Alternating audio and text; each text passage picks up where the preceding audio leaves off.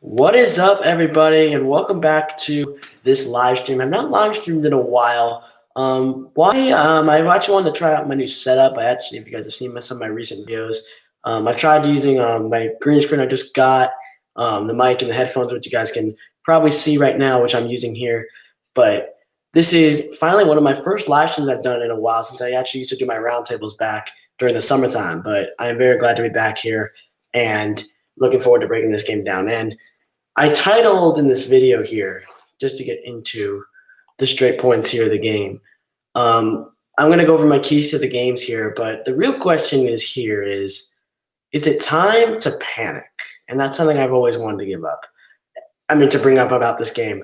And when you're thinking about this game, especially in particular, there are several reasons why you may think we need to panic as Chiefs fans here. Now, I don't think I'm not panicking about it. I'm nervous about it, but I'm not 100% panicking about it. And here's why. Because I feel that even though that this Browns team, if we can just set the stage here a little bit. So the Browns are heading into this game as the number 6 seeded team in the AFC. And if you look at the AFC as a whole, you really can see, especially that there are the Chiefs, us, in the 1 seed, the Bills, who are looking very good right now, in the number 2 seed. Steelers, who were knocked out by the Browns for the second straight week in a row, in this 3 seed. You have the Titans knocked out by the Ravens in the 4 seed. The Ravens, who beat the Titans in the 5 seed. The Browns in the 6. And then, of course, the Colts, who were knocked out by the Bills in the 7th spot. Now, I've said time and time again this year that the AFC was a very dominant conference for many different reasons. And I'm just going to go over it very briefly just so I can get into the specifics of the game. Number 1, the quarterbacks are very, very, very good at what they do.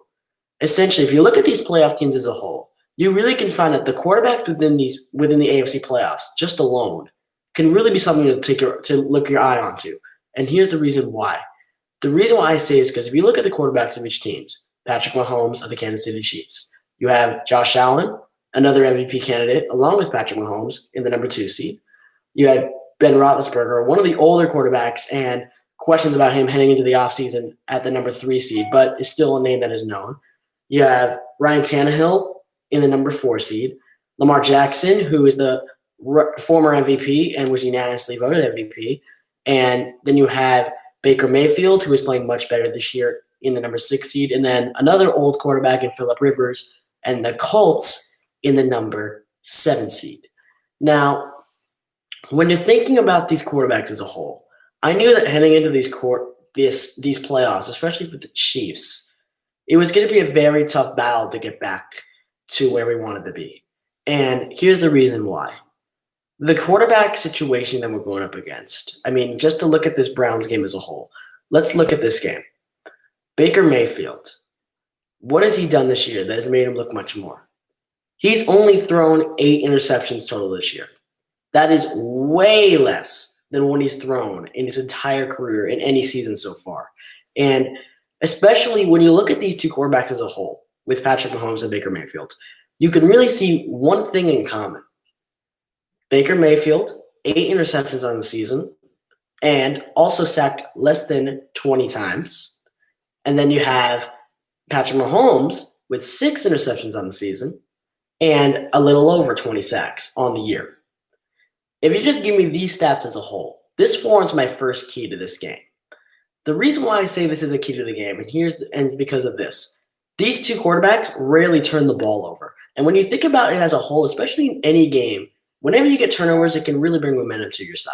And especially in this game, when you have two quarterbacks that don't really throw a lot of interceptions on the season, it really, really, really can really turn the momentum of the game when you just get a turnover off your hands, when you force the quarterback to make a mistake.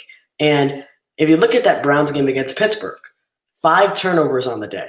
I do not know the last time that the Browns defense forced 5 turnovers. Now, granted, I will say that it's not really, especially that it was completely them who did all the turnovers. Of course, they had the high snap on the first play of the game, the Steelers, which led to 6 points.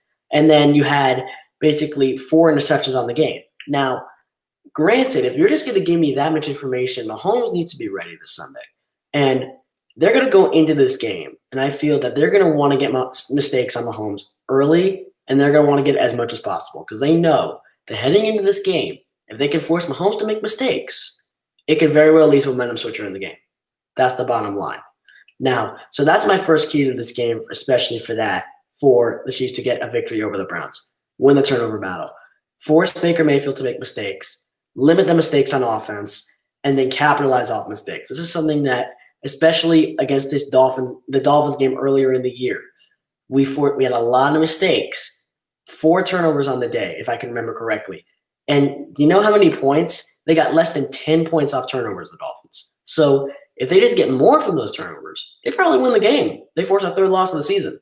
So really, if you just have basically all these turnovers that you force on defense, and then you just don't capitalize on offense, the bottom line is you're not going to really make much progress in the game. Like, that's the bottom line. And I think that if you're just going to head into this game and look at these 2 quarterbacks as a whole, you really can say, as a matter of fact, that whoever just wins, I think 2 turnovers for either side wins the game.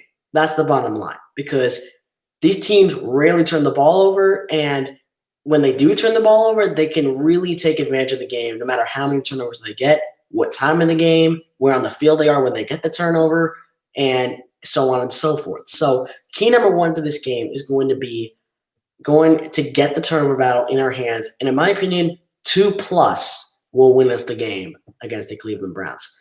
Now, the next story, which leads into my second key here, is the offensive attack.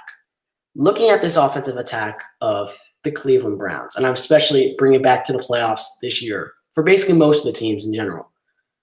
If you're looking at the running attacks of basically a lot of the teams in the playoffs this year that I can really just relate to this team, is that you had Kansas City, who had basically Clyde Edwards-Helaire in the backfield.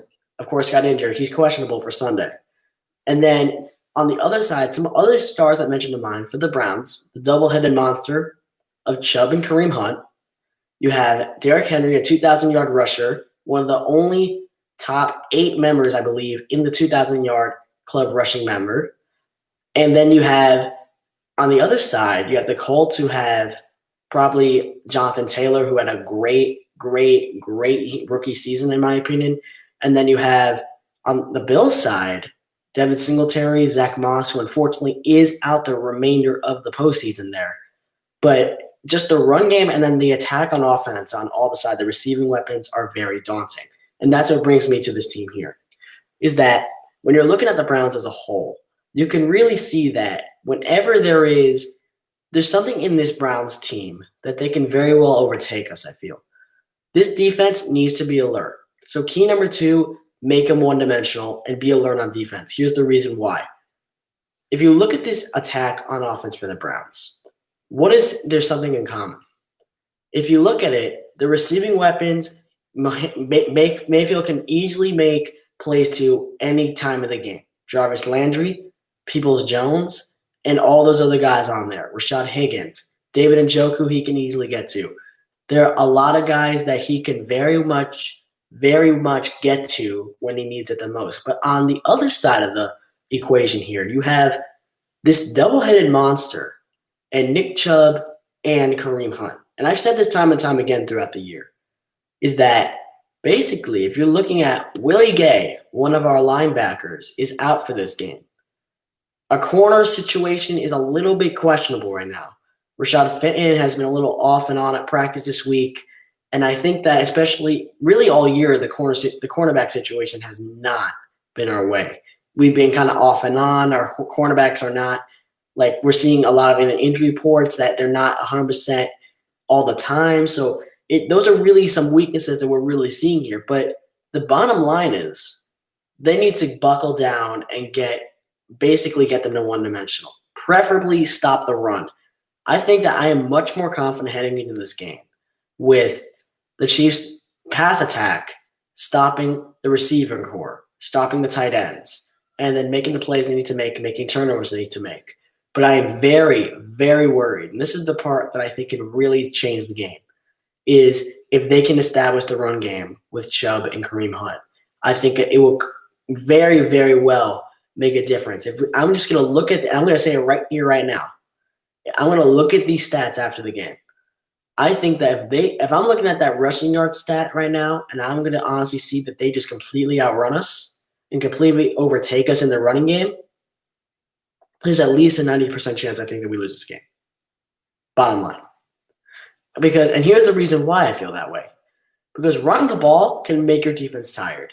It can very well, if you just keep feeding the rock, and feeding the rock each and every drive, it can really get your defense worn out. It can get your defensive line worn out. It can get your linebackers worn out. It can very well affect your game plan. Because then after you keep on feeding the ball, it leads to the play action rollouts, which then you can easily just throw to receivers who are wide open down the field, like to Jarvis Landry, who is open for a 40-yard touchdown pass like he was in the game against Pittsburgh. So it all comes full circle. So bottom line is, I think that the more important part of making them one-dimensional, which is my second key to this game, is going to be having the run game be limited as much as possible. Bottom line. So if you have this as a whole right now, you have the passing attack on one side, with Jarvis Landry and those guys. Then you have the double-headed monster on the other side, which is Nick Chubb and Kareem Hunt, the former Chief. And that's another point here, is that Kareem Hunt, and I feel this is a very intriguing part, and I was really thinking about this, is that Kareem Hunt, when you think about his time as a former Chief, he was obviously, he was lying to the organization. He really was not very, very appealing to them, so they ended up releasing him. And now you have a guy in him who is basically now on this double-headed monster running game of the Cleveland Browns. And I think that especially him, and I think that he was with Andy Reid as well. So I think that he's going to know a lot of secrets, I feel, about this offense and about the defense especially, because I think he's very familiar with the way that Andy Reid will run his defense, how he also looks over his defense, how the defense plays are being called. So he's going to easily know that, I feel. So that could be a big advantage for them. So the big thing in this game, and I'm going to repeat this time and time again throughout the week, and I've repeated it time and time again throughout the week as well. Stop the run game is our first priority. Limit the run game as much as possible, because that will really lead to a big momentum swinger. When you make them one-dimensional, it will very well lead to a momentum swinger in this game, and I feel that could very well be our key to victory. And then my third and final key to this game is going to be basically the very, very intriguing one, and very one I wasn't really thinking about is going to be the major, major difference, but I think it really, really, really also affect the game is get pressure. Pressure on Baker Mayfield. Get him flabbergasted. I say this time and time again, basically week in and week out. I like to say basically get as many sacks as you can, get as many pressures as you can, get as many hits on him as you can. You want to get him really out of sorts early and often. The reason why is because if we can just stop that run game, which is already a tall order, and limit it as much as possible, and then at the same time, on the pass attack, get sacks on the quarterback, it can very well make this team completely go into panic mode. And that is not good when it comes to the Cleveland Browns. So key number 3 to this game is going to be get pressure on Baker Mayfield and get him out of sorts early and often. So my 3 keys to this game are going to be win the turnover battle, 2+ preferably. Then we have make the offense one-dimensional, because if we stop the run game and then we get into the pass attack and get pressure on Baker Mayfield, then it can very well get him into panic mode. And then, like I just said, get pressure on Baker Mayfield, get him out of sorts early and often, and it can very well lead to a very big distraction on that sideline and a big momentum swinger to the defensive side of the ball, and also giving the offensive side of the ball more chances to blow the game wide open. And then it all comes full circle once again, and we end up winning the game by hopefully a very comfortable amount. I'm not thinking it's going to be a comfortable amount, because by my final score prediction, I have the Chiefs squeaking, and I mean squeaking by the Cleveland Browns in a hopefully lower than this, because I think that shootouts if you look at the stats this year, the shootouts have not been our favorite friend. It's been much closer, and basically have almost lost a lot of our games that we could have lost in shootouts. So I'm going to say we have 27-24 on a game-winning field goal by Harrison Butker as time expires this Sunday to move on to the AFC Championship game at home. Chiefs win it 27-24, my prediction. Thank you all so much for watching this video. If you guys enjoyed, make sure to like, comment, subscribe. I am officially, as of now, 2 subs away from my first 50 subscribers on this channel. Please help me get me there. I really, really appreciate it. Comment down below. What are your keys to this game? What are your score predictions for this game? Who do you think wins the game? So on and so forth. And until next time, have a great rest of your night. My name is a Sports Nerd. And until next time, have a great rest of your night. Have a great divisional weekend this week. Enjoy the games. And go Chiefs, everybody.